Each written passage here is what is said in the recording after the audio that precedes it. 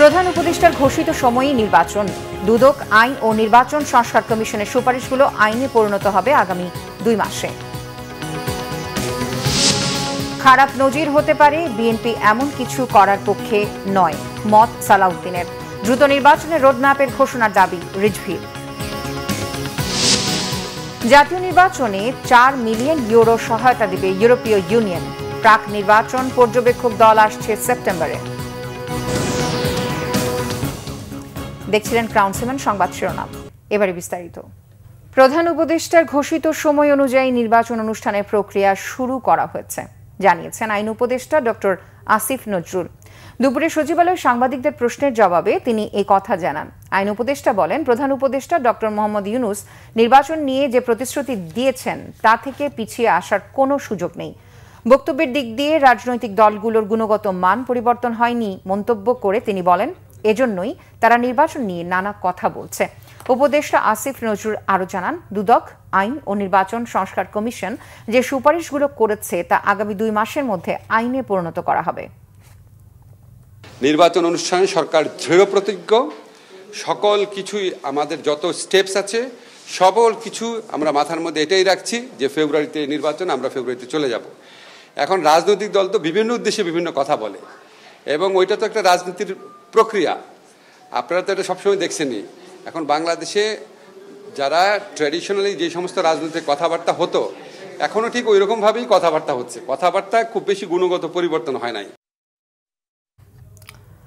গণতান্ত্রিক উত্তরণে বাংলাদেশের সাথে কাজ করছে ইউরোপীয় ইউনিয়ন। একই সাথে আগামী নির্বাচন সামনে রেখে ইসিকে 4 বিলিয়ন ইউরো সহায়তা দেওয়ার কথা জানালেন ঢাকায় নিযুক্ত ইইউর রাষ্ট্রদূত মাইকেল মিলার। সংস্থাটি ভোটার এডুকেশন সহ স্থানীয় পর্যবেক্ষকদের প্রশিক্ষণে কাজ করার আশ্বাস দিয়েছে।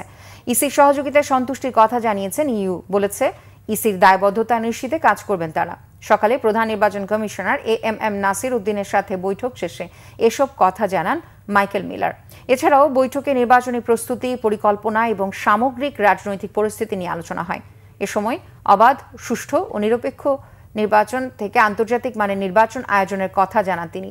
বাংলাদেশের নির্বাচনকে সংস্থাটি সবসময় গুরুত্ব দিয়ে আসছে জানিয়ে রাষ্ট্রদূত জানান, সেপ্টেম্বরের মাঝামাঝি নির্বাচনের প্রস্তুতি দেখতে সংস্থাটির প্রাক নির্বাচনী প্রতিনিধি দল বাংলাদেশে আসছে।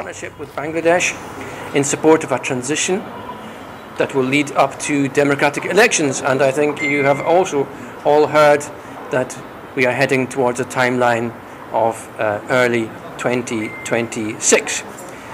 Specifically, I came today to announce to the Bangladesh Election Commission that the European Union will provide a support package in excess of 4 million euros to help Bangladesh run elections in line with international standards. প্রধান উপদেষ্টার কথা অনুযায়ী নির্বাচন ফেব্রুয়ারির প্রথম সপ্তাহে হবে বলে বিশ্বাস করে বিএনপি, বলেছেন দলের স্থায়ী কমিটির সদস্য সালাউদ্দিন আহমেদ। বলেন, জুলাই সনদের বিষয়ে বিএনপি ইতিবাচক, তবে এমন কিছু করা যাবে না যেটা আগামীতে জাতির জন্য খারাপ নজির তৈরি করবে। গুলশানের নিজ বাসভবনে আয়োজিত সংবাদ সম্মেলনে তিনি বলেন, জুলাই সনদের অঙ্গীকারের বেশ কিছু ধারা ও প্রস্তাবনা নিয়ে সংশয় তৈরি হয়েছে। সনদের বিষয়ে দেশের কোনো আদালতে প্রশ্ন তোলা যাবে না, অথচ সংসদের ভেতরের আলোচনা এবং নির্বাচন কমিশনের ডিলিমিটেশন ছাড়া সকল বিষয়ে প্রশ্ন করা যাবে। এসব বিষয়ে মূলত সংশয় তৈরি হচ্ছে বলে জানান তিনি। সালাউদ্দিন আহমেদ আরও বলেন, যে কোনো বিষয়ে প্রশ্ন তোলা নাগরিকের অধিকার, কিন্তু সনদে সেটিকে ভায়োলেট করা হয়েছে। জুলাই সনদের বিষয়ে বিএনপির বক্তব্য স্পষ্টভাবেই বলা হয়েছে, পরের সংসদে এগুলো বাস্তবায়ন করবে এবং সেই সংবিধান বহাল আছে। সেই সংবিধানের উপর ভিত্তি করেই এই সরকার প্রতিষ্ঠিত হয়েছে, সাংবিধানিক প্রক্রিয়ায় প্রতিষ্ঠিত হয়েছে। রাষ্ট্র সাংবিধানিক প্রক্রিয়ার মধ্য দিয়ে চলছে। সংবিধান অনুযায়ী রাষ্ট্রের জুডিশিয়ারি চলছে, আইন কানুন চলছে, প্রশাসন চলছে। তো এই প্রক্রিয়ার সাথে সাংবিধানিক শূন্যতার প্রক্রিয়া মেলানো ঠিক হবে না। ডাকসু নির্বাচনে ছাত্রদলের অংশগ্রহণ ঠেকাতে মব সৃষ্টি করা হচ্ছে বলে অভিযোগ করেছেন বিএনপির সিনিয়র যুগ্ম মহাসচিব রুহুল কবির রিজভী। তিনি বলেন, যে প্রত্যাশা অনুযায়ী ফ্যাসিবাদের পতন ঘটানো হয়েছে সেটি এখনো পূরণ হয়নি, এখনো পাড়া মহল্লায় মব হচ্ছে। স্বেচ্ছাসেবক দলের প্রতিষ্ঠা বার্ষিকী উপলক্ষে নেতাকর্মীদের নিয়ে শহীদ রাষ্ট্রপতি জিয়াউর রহমানের সমাধিতে শ্রদ্ধা নিবেদন শেষে তিনি কথা বলেন। রাজনৈতিক দলগুলোর প্রত্যাশা অনুযায়ী দ্রুত নির্বাচনের রোডম্যাপের ঘোষণা করার দাবি জানিয়ে তিনি বলেন, ফ্যাসিবাদের আমলে রাজনৈতিক উদ্দেশ্যে অনেক ভোট কেন্দ্র তৈরি করা হয়েছে, সেগুলো বাতিলের পাশাপাশি ভোটাররা যাতে নির্বিঘ্নে ভোট কেন্দ্রে যেতে পারে সেটিও নিশ্চিত করার দাবি জানান তিনি। এ সময় তিনি আরও অভিযোগ করেন, হাসিনার আমলে ঋণ খেলাপি করে যারা দেশের টাকা পাচার করেছে তাদের অনেকে নতুন করে পুনর্বাসন করা হচ্ছে। এ নিয়ে বাংলাদেশ ব্যাংকের ভূমিকা নিয়েও প্রশ্ন তোলেন তিনি। মনোনয়ন ফর্ম যাতে ছাত্রদল কিনতে না পারে এই কারণে সেখানে মব তৈরি করে বাধা দেওয়া হচ্ছে। আজকে ডক্টর ইউনূস সাহেবের সরকার ক্ষমতায় থাকতে এই পরিস্থিতি কেন হবে? গণতান্ত্রিক রাজনৈতিক দলগুলোর যে দাবি সেই দাবিগুলো পূরণ করে তারা পদক্ষেপ গ্রহণ করলে আমি মনে করি যে ভোটারদের মধ্যে আস্থা আসবে এবং ভোটাররা ভোট কেন্দ্রে যাবে। প্রায় 17 বছর পর তারা নির্বিঘ্নে নিরাপত্তার সাথে ভোট কেন্দ্রে যাবে।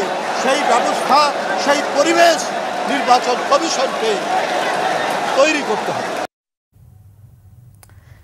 ঢাকা বিশ্ববিদ্যালয়ের ছাত্র সংসদ ডাকসু মনোনয়নপত্র সংগ্রহের শেষ দিনে ফর্ম কিনেছেন প্রার্থীরা। এসব ফর্ম জমা দেওয়া যাবে আগামীকাল পর্যন্ত। সাধারণ শিক্ষার্থী ঐক্য জোটের ব্যানারে ফর্ম জমা দিয়েছে ইসলামী ছাত্র শিবির। ফর্ম সংগ্রহের জন্য একদিন সময় বাড়ানোর সিদ্ধান্তে বিশ্ববিদ্যালয় প্রশাসনের সমালোচনা করেছে তারা। একটি বিশেষ দলকে সুবিধা দিতেই বিশ্ববিদ্যালয় কর্তৃপক্ষ একদিন সময় বাড়িয়েছে বলে তাদের অভিযোগ। ডাকসু নির্বাচনে গণতান্ত্রিক শিক্ষার্থীদের ঐক্যের ভিত্তিতে প্যানেল ঘোষণা করেছে ছাত্র ইউনিয়ন।